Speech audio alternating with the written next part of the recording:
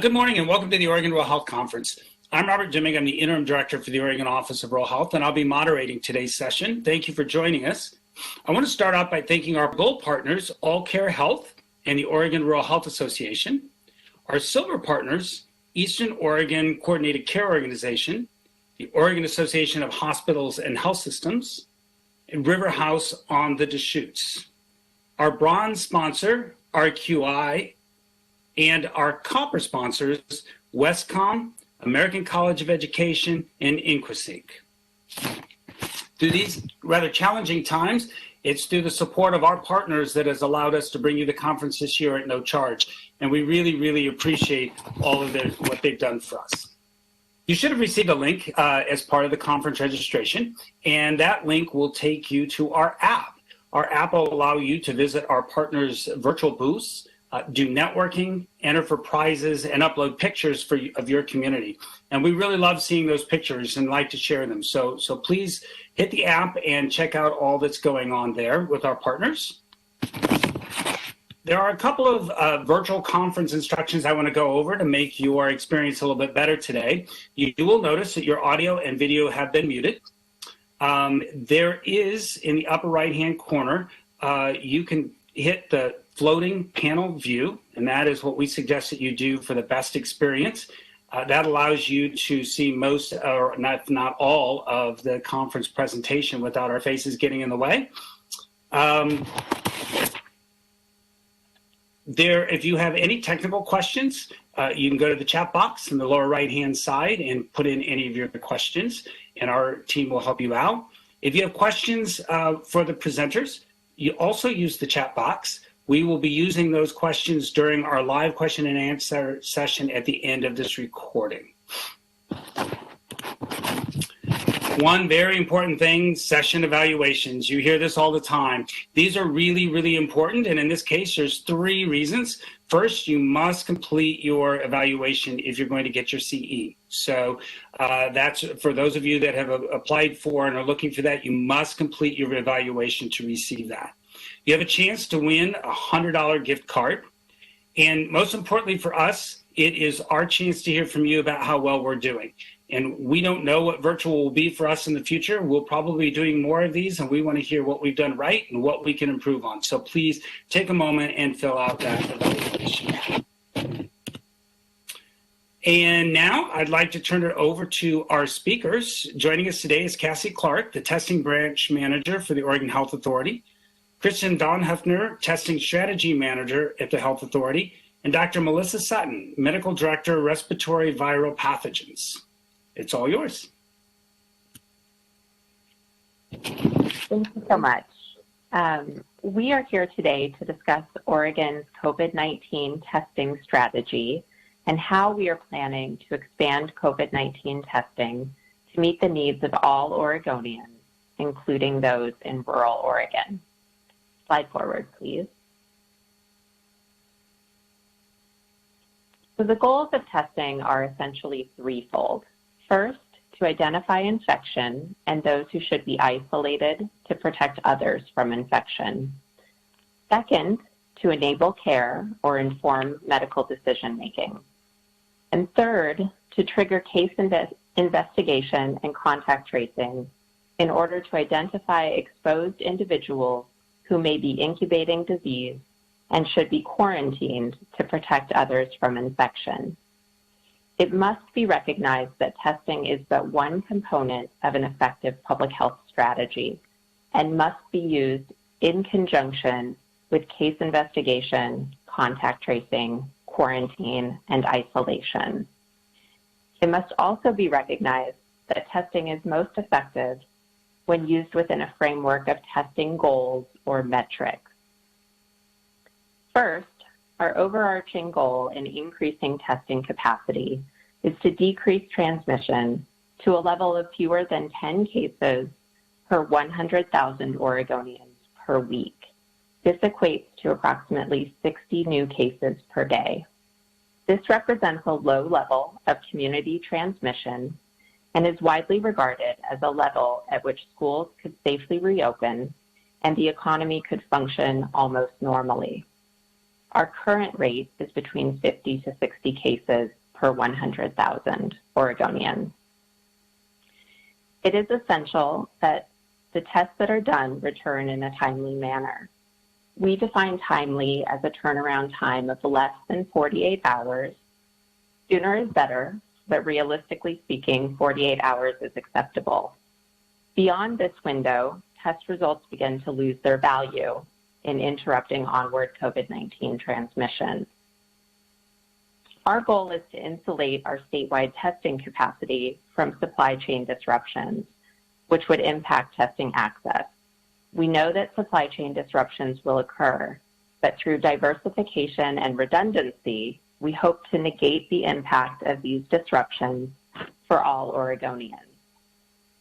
Access is key to effective testing. If only certain populations are able to access testing, the overall impact on community transmission will be attenuated. Therefore, our goal is that anyone meeting testing criteria should be able to access testing regardless of insurance. The most recent American Community Survey estimated the proportion of uninsured Oregonians at 7.2%, and this figure has certainly increased as unemployment has increased during the pandemic. Our last metric is percent positivity, which is useful because it incorporates both community transmission and testing activity into a single value. Nationally, a percent positivity greater than 10% is viewed as widespread transmission and significant undertesting. 5% is viewed as a moderate amount of community transmission and relatively adequate testing. 3% is viewed as an ideal at which there is sufficient testing to interrupt even low levels of transmission. Slide forward, please.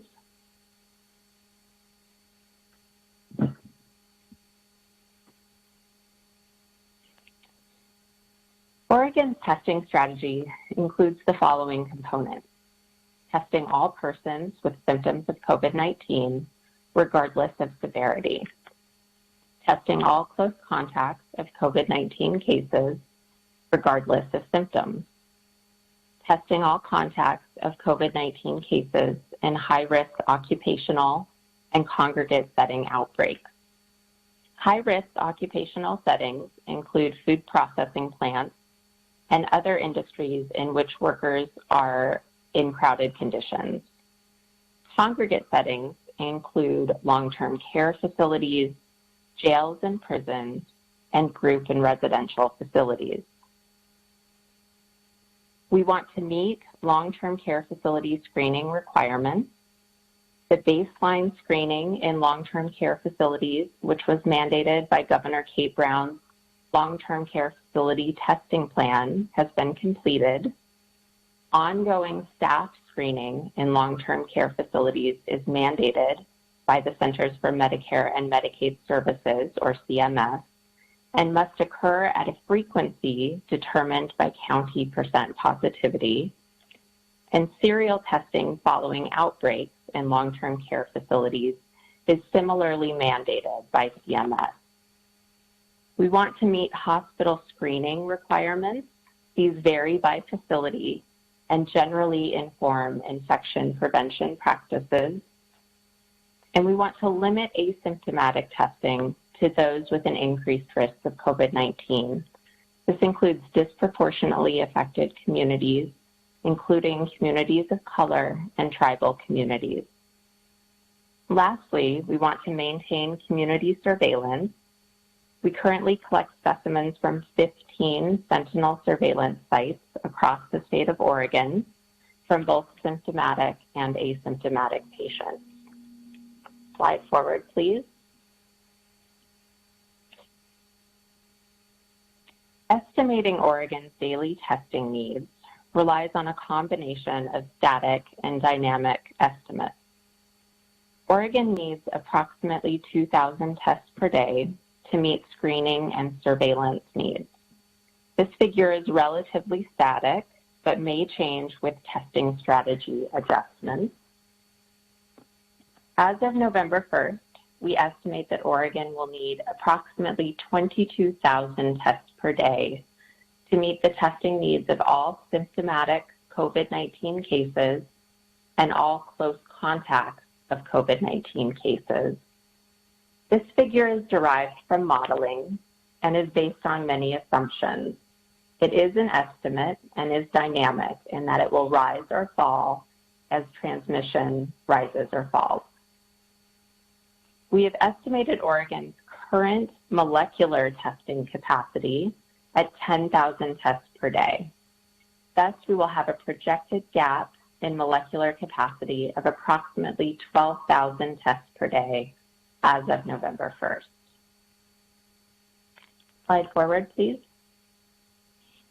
As we enter our first fall and winter during this pandemic, we have significant concerns that we will enter a surge of COVID-19 activity.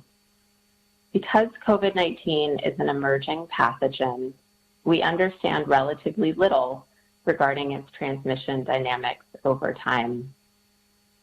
There are too many essential parameters missing to accurately model this fall and winter.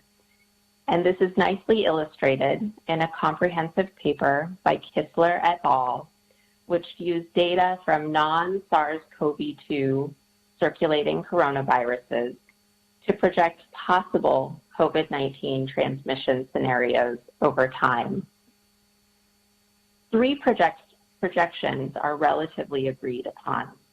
First, that any population will experience a large peak at the epidemic onset. This is what we experienced in March of this year. Second, that surges will occur anytime public health interventions are relaxed. And third, that a fall and winter surge is likely. We do not know how large this surge will be. We believe it's reasonable to prepare for a 2 to 4-fold increase over our current needs, sustained over 4 months. We also know that co-circulating respiratory viral pathogens, and in particular influenza, will increase testing demand even if cases are stable. Slide forward, please. In order to expand testing capacity and access statewide, we will rely upon a regional framework. This framework is modeled after Oregon's healthcare preparedness regions and has been funded by the CDC Epidemiology and Laboratory Capacity Enhancing Detection Supplemental Award. This funding required Oregon to develop a comprehensive testing strategy, meeting the testing needs of Oregon's vulnerable populations, and was submitted to both the CDC and the Department of Health and Human Services for feedback and revision. A regional framework was chosen for testing expansion because of the flexibility it offers in meeting different populations' testing needs. We recognize that the needs of rural Oregonians will differ from those of urban Oregonians, much as the needs of Eastern Oregonians will differ from those of coastal communities. Within the regional framework, each region will have a dedicated regional testing partner, a large healthcare system designated as a communications hub, facilitating testing with partners throughout the region. And with that, I'm going to turn the conversation over to my colleague, Kassie Clarke, OHA's Testing Branch Manager, to elaborate further on this framework. Hi, everyone. It's great to be with you all today. I'm excited to be in front of a rural audience again, and we're very excited to present this to you. We look at all of you to help us and be partners with us going forward. And we will build upon this regional testing framework to support COVID-19 testing when specific needs are identified. And so I think the next slide, Bob. Okay, so we are looking to work within a framework that we have recently built upon for regional hospitals in response to COVID. As Dr. Sutton just reminded us that this funding comes from a CDC epidemiological and laboratory capacity enhancing detection supplemental award. This is an award we have received in the past, but this has definitely expanded with COVID. And we are looking to meet those testing needs of Oregon's vulnerable populations.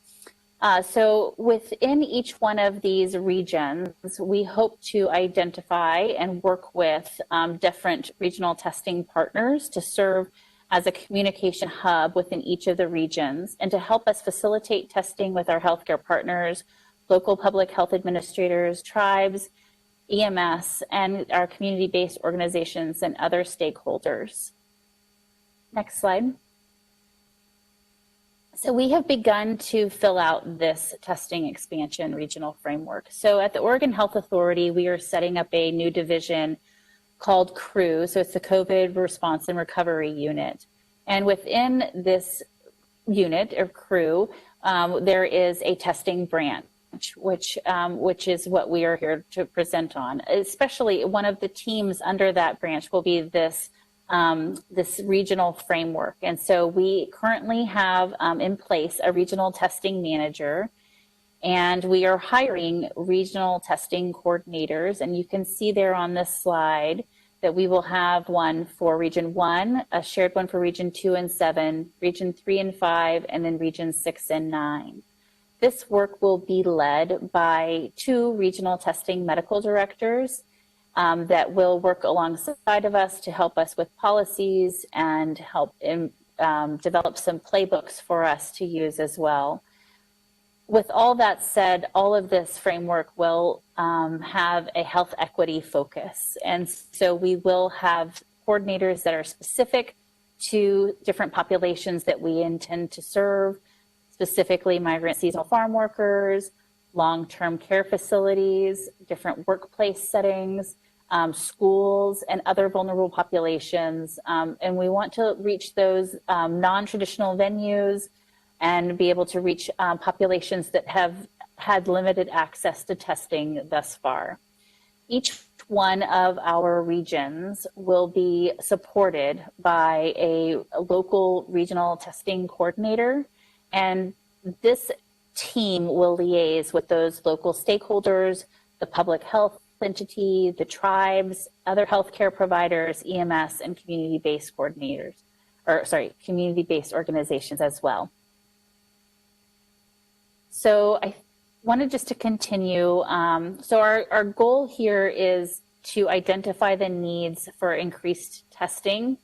We want to identify and deploy trained clinical personnel to be able to collect specimens and identify those gaps that are there for testing, working to secure PPE and collection kits and equipment needs throughout the regions, and work to assist with planning and lead when appropriate testing events or when a need is identified.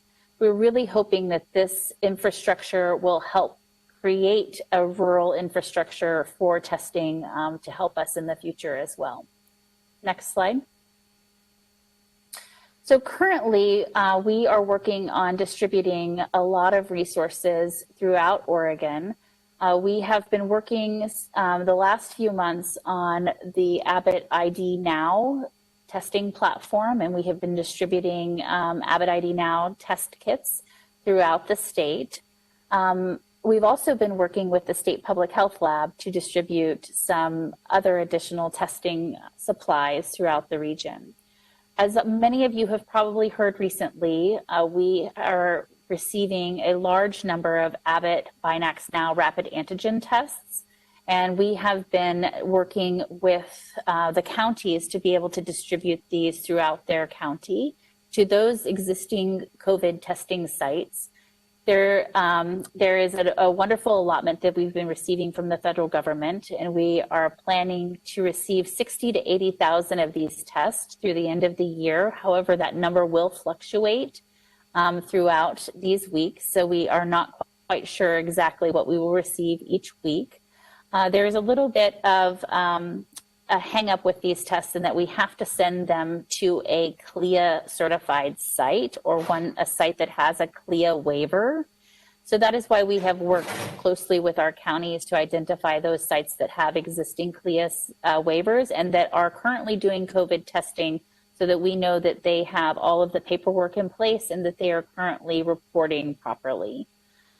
These tests are also best used for symptomatic individuals. We do think that they would be applicable for an outbreak response. We have been working again with the counties to distribute these. We also sent a direct shipment out to all of the 32 rural hospitals in the state, and we are working to distribute them as well to our clinics throughout the state and student health centers as well. If anyone has any questions about Abbott Binax Now tests, we'd be happy to answer those. So we work closely with the Oregon State Public Health Lab, and they currently can perform 600 tests a day for COVID. They are currently working on a combined assay for flu and COVID and should be rolling that out over the next few weeks. They also help us with validation materials for new laboratories and the new tests that we do receive or that they are working on. And as I mentioned earlier, they have been working on a distribution of Thermo Fisher supplies throughout the state and will continue to do that as well. These will all be resources for us as we go forward, as we implement this framework. Next slide. I'm going to turn it over now to my colleague, Kristen Donheffner, who's our regional testing manager. Thank you, Kassie, and Dr. Sutton for getting us to this place. And thank you all for indulging us and our newfound passion for COVID-19 testing.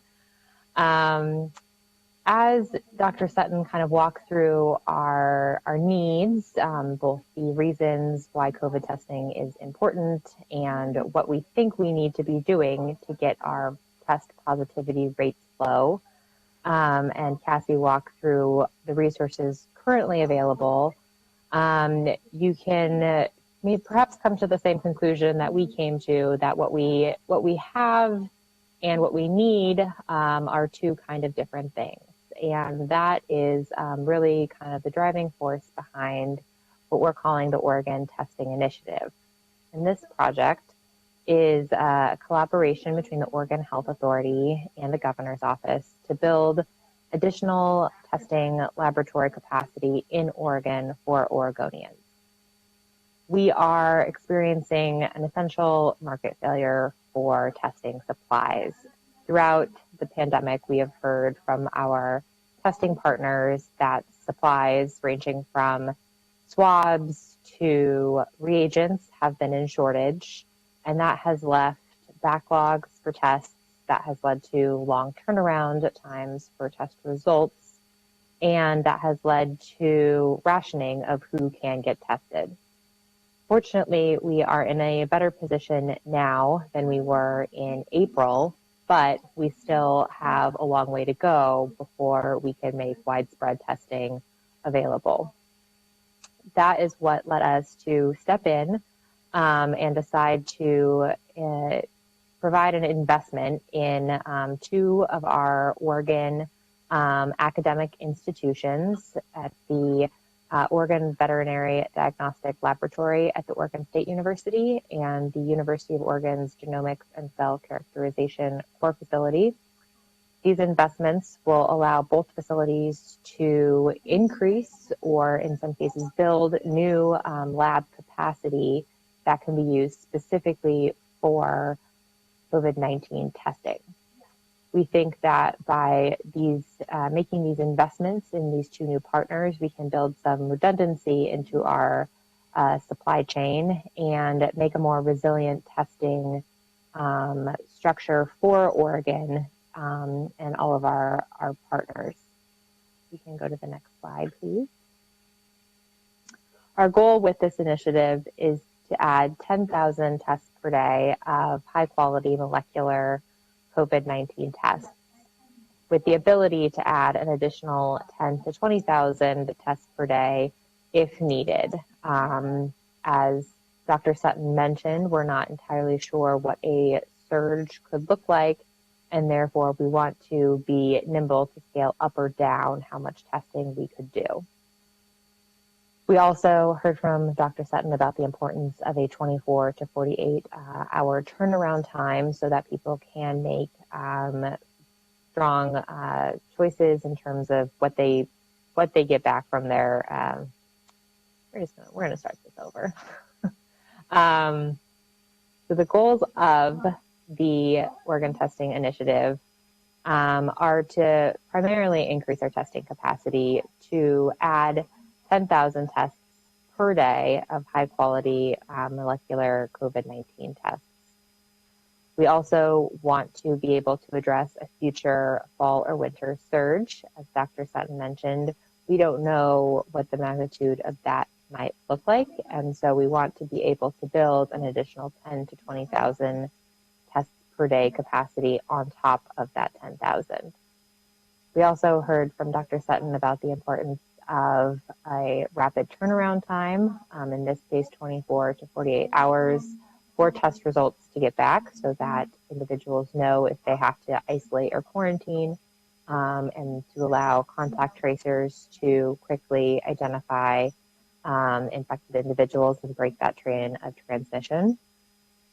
We also are going to be managing this new capacity through a new software platform that is being developed that will enable providers to order tests that will help individuals register at the point of care, collect patient information, and then of course track those test results through the lab and into the public health reporting system. And we plan on using this newfound testing capacity through the regional frameworks that Kassie described. We can go to our final slide. And this is just a little flowchart that shows how we think testing will work with our new capacity and with the regional frameworks. The regional coordinators will help identify the numerous daily testing needs throughout the state, whether that's an outbreak, a community event, an event for a vulnerable population, or what have you. That will be kind of identified and coordinated at the regional level. And those coordinators and our community partners will work to facilitate the specimen collection. We'll order that through testing our new software platform, which again facilitates patients being patient information getting into our system and the results tracked. The tests will get routed to a lab, either one of our regional testing partners or one of the new labs being built at the University of Oregon or the Oregon State University. The labs will run that test and then report back to public health, which of course is the access point for contact tracing, reference services supports, and all of the other important tasks that follow testing and will ultimately help us lower our community transmission and lead to hopefully the end of this sooner rather than later. I know it's been a long 6 months for all of us here, but we appreciate the work that you're doing in the rural parts of our state. We are here to support you, and with that, we're happy to take questions and facilitate hopefully a good discussion.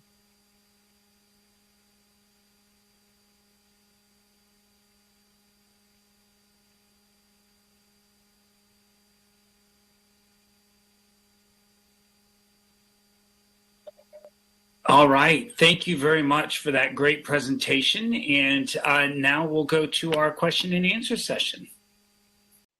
Good morning, everybody, and welcome to the live portion of our session. I want to thank our presenters for all of that great information. Kassie, would you like to introduce our newest panel member for this morning? I would love to introduce Stefanie Murray is our new regional testing manager, and I'm going to go ahead and turn it over to Stefanie to introduce herself. Sure. Hi, everyone. So as Kassie mentioned, I am the new regional testing manager. I started last week, and I have been working in COVID for the last 5 or 6 months, mostly in contact tracing and also in developing playbooks for outbreaks. So COVID response is not new to me, but I'm really excited about this regional testing framework. As Kassie mentioned as part of the presentation, we are in the process of bringing on and hiring staff to really build out the support that all of the locals need so that we can be more responsive to local community members for fitting a testing strategy that really meets their community. So thanks, everyone. Great, thank you. And we've got some questions that have been coming in here in our Q&A section. We've gotten some in the app, and then I've gotten some earlier. So let's go ahead and get started. I want to start with a kind of a little bit larger picture question here. You talk about bringing folks on and getting the testing moving. Can you give us a little bit more of a timeline so that folks can understand what to expect and when going forward? And Kassie, Stefanie, I don't know who wants to take that one. I can start, and then if Kassie wants to fill in, that would be great. So in terms of the this regional framework, we have brought on, as of right now, 3 regional testing coordinators. We are in the process of hiring our last testing coordinator, which would be for regions 2 and 7. And we are hoping that that person will be on by the beginning or probably middle of December. There are additional positions that would beef up their teams at the local level, which are currently being called county testing coordinators, but they would actually be across counties within the region. And there will be 7 of those to match each region. And we are in the process of hiring them right now. So those postings are open. If you have seen them, they are called county testing coordinators. They're at the PA2 level at the state. And I believe that posting closes on the 16th, so this upcoming Monday. We are hoping to do a sort of fast-tracked application review process and interview process, and would love to have those folks on board by the beginning of January. We have an additional 7 staff that would be supporting specimen collection. They would likely be potentially licensed nurses. We are still in the process of working out what those positions will exactly look like. But my guess would be, I think we'll try to have those out as soon as possible, but they're still in the HR process. So we can provide more information, I think, as we know more from our folks. And will work continue? Will we keep moving on and seeing you getting some testing equipment and stuff out to the sites while you do the hiring, or are we going to wait until, I mean, everything is moving on now and we will see activities where there are people that are currently hired? Yes, we're continuing to work with our state lab and our regional partners. I mean, we're hoping to get some of our contracting in place in the meantime as well, simultaneously as this hiring process is happening. So that, I mean, we really, hopefully in January, we'll have this entire infrastructure in place and able to move forward at that time. But of course, we are responding now to the needs at hand and trying to understand those gaps that are currently out there and the needs that are currently happening and the barriers that exist. And so that we can, inform our work going forward. And we really did hire strategically. I think that the regional testing coordinators will sit in the regions and have worked directly with those counties that they will oversee. And I think that's a great asset for us. And I think they also come with a good background to complement each other. We really did look at this strategically. So they could definitely hit the ground running. And then as Stefanie indicated, we've got this other support to come to them as well to help with this coordination. On our other side of the operations team on our team is also hiring a schools coordinator and an equity coordinator. And so those jobs are also posted currently. And we're also hoping to fast track those to have them in place by the end of the year as well. Excellent, thank you. And so if I'm a rural health clinic and I'm saying, man, I want to get a hold of some of these Binex tests that you've spoken about, et cetera, where do I go? How do I get access to those tests? Well, first and foremost, I would start with us. I mean, you can talk to Marla Rich on our operations side of the team. However, we're going to ask you some simple questions such as, do you already have your CLIA, which is your certified lab certificate or certificate of lab Kristen, you can probably help me with the acronym of what CLIA stands for. Yeah, clinical lab. Okay, maybe Put me on the spot. Sorry, it's good morning. So yeah, I think basically your lab certification. So basically we'll start with that. But also if you haven't been doing COVID testing, there is a CMS 116 form, if I got that number right, that you have to fill out to do COVID testing. And so Stefanie Ringsage at the Oregon State Public Health Lab is our CLIA guru for our state. And so she will be able to answer any questions if you don't already have a CLIA.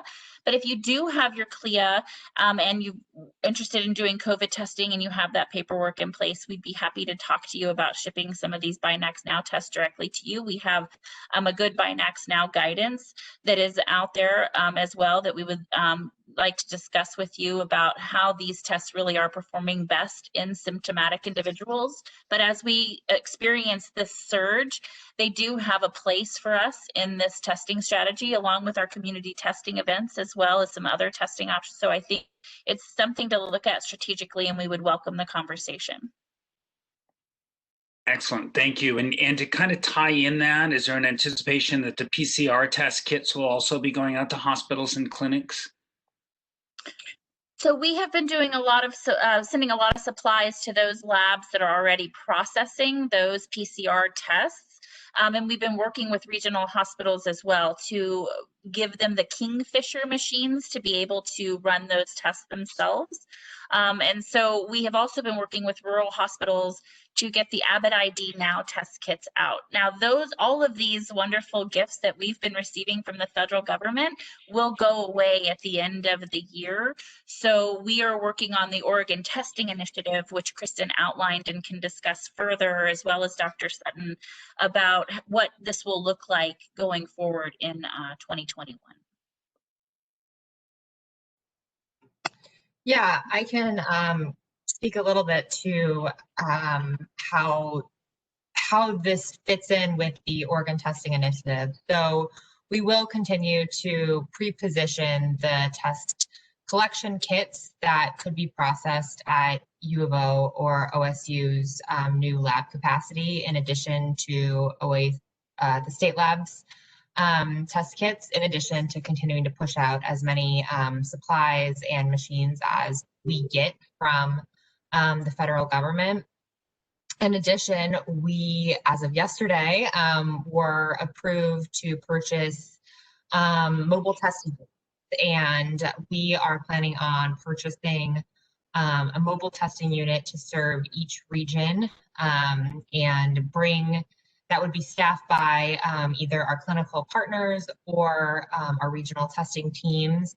And those units would allow us to deliver testing to people who maybe don't have transportation to a testing site or can respond rapidly to an outbreak at a farm or a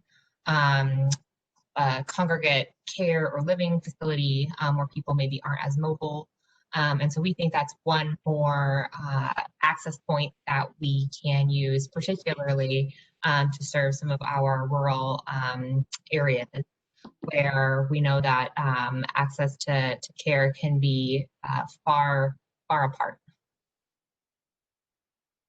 Excellent, thank you. And just to add to what Kristen said about the mobile capacity, it is something that we're really excited about and that we think is really key to success in getting tests to all Oregonians who need them. So the mobile capacity will be available within each region. It will also be in partnership with OHSU, as well as some community-based organizations. So we feel like we're really going to have the ability to get testing everywhere when it's needed. Excellent, thank you. And I wanted to jump back just a second to the Binax testing quote. We got a question in on the app from Caitlin about, will there be these tests available being sent directly to K-12 schools? That's a great question. That's something that we're actively discussing right now, is how to meet the testing needs of Oregon school children, teachers, and other staff members. The plans have not been finalized.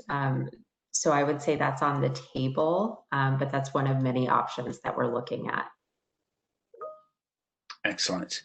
And then Kassie, you've been doing a great, and I appreciate everybody on the question and answer part of the of your screen. There was one more follow up from Cheryl. There was some questions about the data and the real data, et cetera, and the timing that it takes. And you had mentioned trying to collect data electronically, and the question was how are we going to be collecting that electronically? So we're currently trying to implement that this next week, so we can give you definitely more feedback on that. But we are currently doing a lab registration electronically on site. So we're using tablets and phones, so we're hoping to be able to collect Real D directly into the portal. And be able to, with our team, if we have on our mobile events, we have a testing team that would be a tester and a Real D person partnered together to be able to collect that data together for everyone in the car. And so that's what we're going to try to do. And we've also just developed some recent training materials to how to run a drive-through testing event. So an orientation for volunteers and kind of the roles and expectations for volunteers, and this Real D collection piece and the appropriate levels of PPE. So we're hoping to have that packaged up to be able to be available as a guide or a resource for those interested in doing testing events themselves. Thank you. I am sure that you all here, like every public health person in the country, was both excited about the potential vaccine news this weekend, also a little bit mortified by the way it's being presented, that there's a vaccine that'll be here and golly gee, we're all in great shape. And I think everybody really truly does understand that's still many, many months out. And if you get COVID in the next few months, that vaccine's not going to do you any good type of thing. And so it's keeping everything in perspective. But do you envision this network that you're putting together with testing as something that can be utilized many months down the road when we hopefully will have some kind of a vaccine? We absolutely do. And that's where the mobile capacity is also so critical. We foresee vaccine delivery using sort of this network of mobile capacity statewide. One of the things that we've seen in the last week or so, the governor has put, I believe it's 5 counties on a kind of a step back as those numbers increase. Do you see, as you put together a plan for testing and doing it by region, do you see a lot of fluctuation depending on what counties might be put back a little bit on their standing because of increased numbers, or will the testing be pretty consistent across the board? Is that? Yeah, that's it. The goal of the regional testing framework is to meet the needs where they exist. And, what we're seeing right now are increased needs statewide. We're really seeing needs everywhere, but we are certainly seeing a much greater need in certain counties. And those are counties which have been placed on pause by the governor's office. The hope is that that pause will allow transmission to decrease and hopefully reduce some of that need. I think, right now it's really difficult to predict what will happen as we move forward into the fall and winter, but we are watching testing capacity, testing needs, case rates, percent positivity very closely in every county. So going back to, I think maybe the communication part of this, there are over 100 certified rural health clinics in the state, and we have 25 critical access hospitals and other rural facilities as well. The communication and getting in contact and understanding the processes by which these tests are becoming available in their region and knowing who those regional contacts are. What's the next step in making sure that information gets out to folks so that we have our people in rural communities knowing where to go and not just wondering where to go? or picking up a phone and start dialing numbers at OHA and getting transferred around. But that's one way, but no, we're excited actually to be, in addition to all of the staffing that we've discussed, we also have a contract that will be with the Office of Rural Health.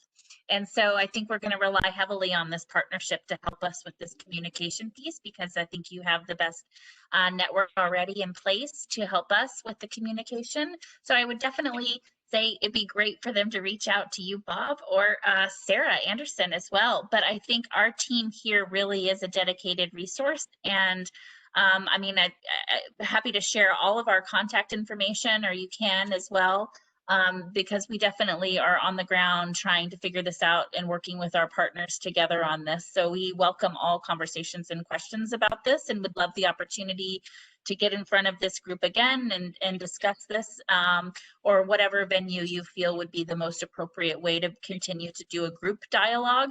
But then we will definitely be plugging in our regional coordinators. In addition, what I think is really great about our structure is that we're here just talking about testing, but these regional coordinators are going to tie into another regional framework across the CRRU, which is our COVID response and recovery unit, that will include regional epidemiologists and regional contact tracing teams and case investigation as well. So I think you're going to see a much better concerted effort with our internal team, and then being able to plug in hopefully more strategically within the local community and working with the counties, excuse me. Great, thank you. That's very helpful. Another question's come in our Q&A box, and it's, we have access to a system of 4 different PCR tests and 2 antigen tests, which ones to order are confusing for providers who do not understand sensitivities and specificities of the tests in the EMR1, and to address the confusion of the IENP versus the nasal swabs, and the fact that there are not enough trained sample collection resources. So there you go. There's a 3-part question. I'll do my best to tackle one. So it is true that I think it can be confusing.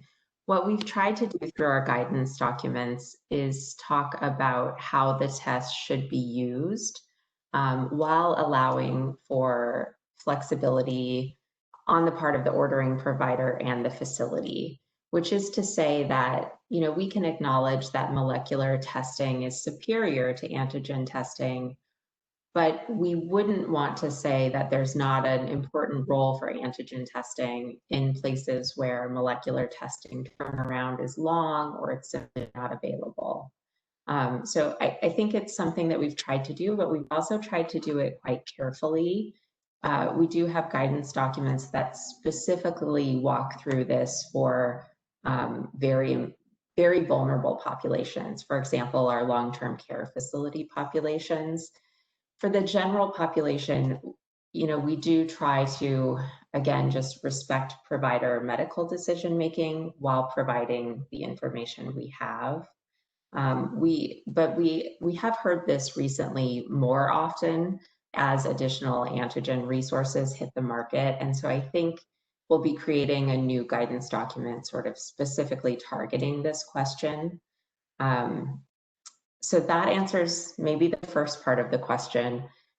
Confusion around specimen collection type, nasopharyngeal versus nasal.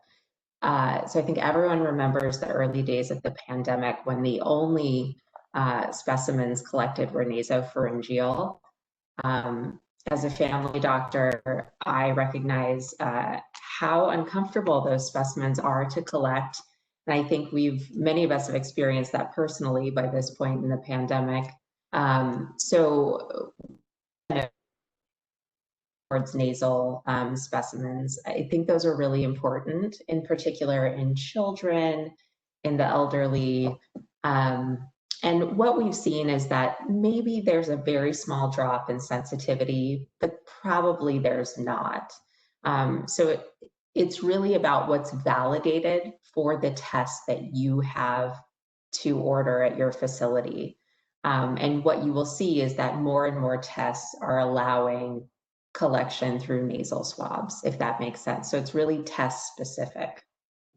And then the antigen tests, I believe, are all now nasal tests, which is quite convenient for providers and for patients. And then to address the third piece of the question, that there are not enough trained sample collection resources. So this is a really good point, and something that is very convenient about the anterior nasal specimens is that they can be self-collected under observation by a trained professional. And the trained professional does have to be extensively trained in the collection technique for that test, as well as the use of appropriate PPE, but they do not necessarily require medical training. And so, you know, we are how to get that information out appropriately to allow providers to integrate that into their workflows. Our hope is that that will make it easier to get specimens collected statewide, especially as case counts are so high. Anything to add, Kassie, Kristen, or Steph? As we mentioned, we're hiring some additional coordinators, and we're also looking to hire a specimen collector in each one of these regions as well, that would be able to respond with these mobile units. But the overarching person that we kind of left out of this equation is we have on staff a trainer, and so we really envision our teams to have the ability to train others. But as Melissa said, this is there are different techniques, and we have been using a self-administered swab for our drive-through testing events that has been observed. And so I think that that is a great, you know, an easier resource for us than the NP swabs as we saw earlier in the pandemic. So I think we're just continually looking at the latest and greatest advancements, just like these Binax Now tests, and trying to figure out what their effectiveness is and how well they can play a part in this, you know, overall response.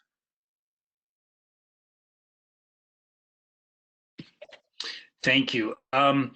So a final question. What are the two key points you want people to walk away from your presentation this morning?